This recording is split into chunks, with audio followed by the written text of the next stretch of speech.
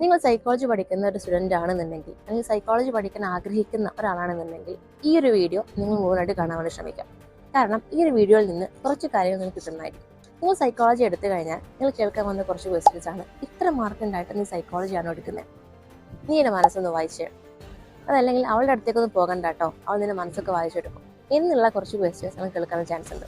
ഇനി അതൊക്കെ പോട്ടെ, നിങ്ങൾ സൈക്കോളജി പഠിച്ച് സൈക്കോളജിസ്റ്റ് ആയിട്ട് പുറത്തിറങ്ങി കഴിഞ്ഞാൽ നിങ്ങൾ നിങ്ങളുടെ ഇമോഷൻസ് ഒരാളുമായി എക്സ്പ്രസ് ചെയ്യുന്ന സമയത്ത് നിങ്ങൾക്ക് കിട്ടുന്ന ഒരു ക്വസ്റ്റ്യൻ ആണ്, നീ ഒരു സൈക്കോളജിസ്റ്റ് അല്ലേ, എന്നിട്ട് നിനക്ക് പോലും നിന്റെ ഇമോഷൻ കൺട്രോൾ ചെയ്യാൻ പറ്റുന്നില്ല, പിന്നെ നീ എങ്ങനെ മറ്റൊരാൾക്ക് അവരുടെ ഇമോഷൻ കൺട്രോൾ ചെയ്യാൻ പഠിപ്പിക്കുന്നു എന്നുള്ളൊരു ക്വസ്റ്റ്യൻ.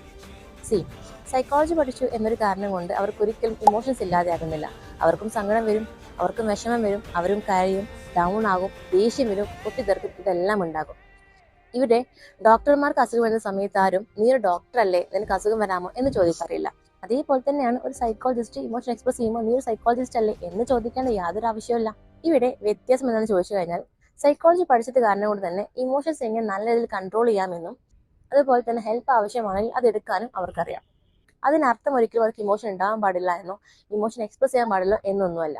സോ ഇനി നിങ്ങളുടെ അടുത്തേക്ക് ഒരു സൈക്കോളജിസ്റ്റ് അവിടെ ഇമോഷൻ എക്സ്പ്രസ് ചെയ്യുന്ന സമയത്ത് ദയവ് ചെയ്ത് നീ ഒരു സൈക്കോളജിസ്റ്റ് അല്ലേ എന്നുള്ള ചോദ്യം ചോദിക്കാതിരിക്കാം. ജസ്റ്റ് അവരൊന്ന് കേട്ട് കൊടുത്താൽ മതിയാകും. അവർക്കുള്ള സൊല്യൂഷൻ അവർ തന്നെ കണ്ടെത്തിക്കൊള്ളും. അവർക്കും വേണ്ടത് കേൾക്കാൻ ഒരാളെയാണ്.